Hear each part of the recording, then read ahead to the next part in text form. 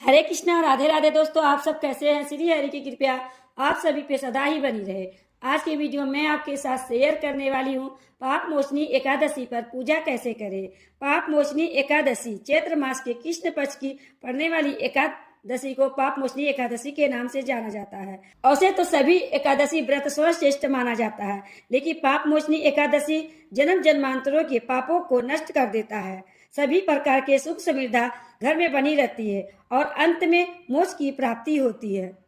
एकादशी व्रत में श्री हरि विष्णु की पूजा विधि विधान करने से विष्णु भगवान की कृपा बनी रहती है और साथ में लक्ष्मी जी की कृपा भी बनी रहती है। एकादशी का व्रत करने से व्यक्ति जीवन में हर सुख भोगता है और अंत में वैकुंठ की प्राप्ति होती है। तो दोस्तों, देखते हैं पाप मोचनी एकादशी का पूजा हमें कैसे करना है। पाप मोचनी एकादशी की पूजा करने के लिए इस तरह से हम चौकी या पटरा लगा लेंगे। उसके बाद से हम आसन बिछा लेंगे। पीले कलर का हमें आसन बिछाना है। अगर आपके पास पीला कलर है तो बिछा लीजिए, नहीं तो कोई भी कलर आप बिछा सकते हैं। इसके बाद से हम लड्डू गोपाल जी को सबसे पहले स्नान करा लेंगे। अगर आप लड्डू गोपाल जी की सेवा करते हैं तो पूजा में लड्डू गोपाल जी को जरूर शामिल करें। तो इस तरह से एक पात्र ले लेंगे, उस पर स्वास्तिक हम बना लेंगे और उसके ऊपर लड्डू गोपाल जी को विराजमान करेंगे। उसके बाद से हम लड्डू गोपाल जी को स्नान कराएंगे। तो आप चाहें तो पंचामृत से स्नान करा सकते हैं, दूध से स्नान करा सकते हैं या चंदन से स्नान करा सकते हैं। कुछ विशेष अवसर पर ही इस तरह से स्नान कराया जाता है, नहीं तो आप रोज नॉर्मल पानी से स्नान करा सकते हैं लड्डू गोपाल जी को। एकादशी का पर्व है तो आप इस तरह से स्नान जरूर कराएं। कच्चे दूध, पंचामृत या तो चंदन, अष्टगंध चंदन से स्नान करा सकते हैं, फूलों से स्नान करा सकते हैं। इसी प्रकार से हम लड्डू गोपाल जी के बहुत ही प्यार से स्नान कराएंगे। इस तरह से हल्के हाथों से स्नान करा दिए। इसके बाद से हम शुद्ध जल से लड्डू गोपाल जी का स्नान करेंगे। ओम नमो भगवते वासुदेवाय, ओम नमो भगवते वासुदेवाय, इस तरह का मंत्र जाप करते हुए स्नान कराना है हमें। तो हमारे लड्डू गोपाल जी स्नान करा चुके हैं। अब इनका श्रृंगार हम करेंगे अच्छा से अंग पोषण करके। और इस जल को है आप तुलसी के गमले में डाल सकते हैं, किसी भी अन्य गमले में डाल सकते हैं, इधर उधर अभी नहीं फेंकना है। तो आप देख सकते हैं हमारे लड्डू गोपाल जी तैयार होके आ गए हैं और कितने सुंदर लग रहे हैं, कितने प्यारे लग रहे हैं। अब इन्हें हम इनके जगह पर विराजमान कर देंगे। तो यहाँ पर हमारे लड्डू गोपाल जी विराजमान हो गए हैं। इसके बाद से फूलों का आसन देते हुए श्री हरि विष्णु को विराजमान करेंगे और साथ ही में गणेश जी को भी विराजमान करेंगे। सभी पूजा से पहले हम गणेश जी की पूजा करते हैं, तो इसलिए सबसे पहले हम गणेश जी की विराजमान कर देंगे। इसके बाद से हम दीप प्रज्वलित कर लेंगे। दीपक हमारी पूजा का साक्षी होता है, तो सबसे पहले हम दीपक प्रज्वलित करेंगे। इसके बाद से हम भाव रूप से सभी को स्नान करा देंगे। सबसे पहले गणेश भगवान जी को, फिर विष्णु भगवान को हम स्नान करा देंगे फूलों की सहायता से। लड्डू गोपाल जी को हमने पहले ही स्नान करा दिया है। इसके बाद से हम गणेश जी को कलावा अर्पित कर देंगे। अगर जनेऊ है तो जनेऊ अर्पित कर दें। उसके बाद से हम विष्णु भगवान जी को भी कलावा अर्पित कर देंगे। इसके बाद हम सभी को तिलक कर लेंगे। तो आप हल्दी से कर सकते हैं, चंदन से कर सकते हैं। विष्णु भगवान को पीले रंग अति प्रिय होते हैं, तो अगर आपके पास पीले चंदन है तो उसे तिलक कर दें, नहीं तो आप हल्दी से भी तिलक कर सकते हैं। उसके बाद से हम दीपक को भी तिलक कर देंगे और साथ में अपने लड्डू गोपाल जी को भी हम तिलक कर देंगे।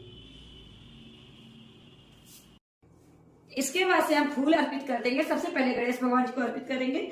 जो भी फूल आपको मिल जाए वो अर्पित कर दें। उसके बाद से हम विष्णु भगवान को अर्पित करेंगे फूल। अगर फूल है तो अर्पित कर दीजिए, नहीं है तो बिना फूल का भी आप पूजा कर सकते हैं। थोड़ा फूल रहता है तो पूजा अच्छा लगता है, तो इसलिए अगर फूल मिल जाए तो बहुत अच्छा है, और नहीं मिले तो बिना फूल का भी आप पूजा कर सकते हैं। गणेश जी को दुर्वा घास अर्पित कर देंगे इस तरह। इसके बाद से हम गणेश जी को भोग अर्पित करेंगे। भोग में आपके पास जो भी है आप अर्पित कर सकते हैं, नहीं है तो आप केवल मिश्री का भी भोग अर्पित कर सकते हैं। साथ में जल जरूर अर्पित करिएगा। इसके बाद से विष्णु भगवान लड्डू गोपाल जी को हम अलग से भोग अर्पित करेंगे, क्योंकि इनके भोग में हमें तुलसी पत्र डालनी है और गणेश भगवान के भोग में हम तुलसी पत्र नहीं डालते हैं। तो इस तरह से अर्पित कर देंगे हम। भगवान विष्णु को तुलसी अर्पित करेंगे। तुलसी आप एक दिन पहले ही तोड़ लीजिएगा। एकादशी के दिन तुलसी नहीं तोड़ी जाती है, तो इसलिए पहले ही आप तोड़ के रख लें तुलसी।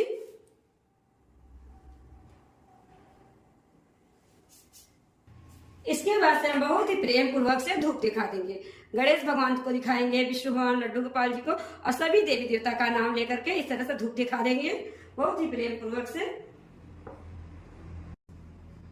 इसके बाद से सीधे हाथों में थोड़े से तिल ले लेंगे और पुष्प ले लेंगे।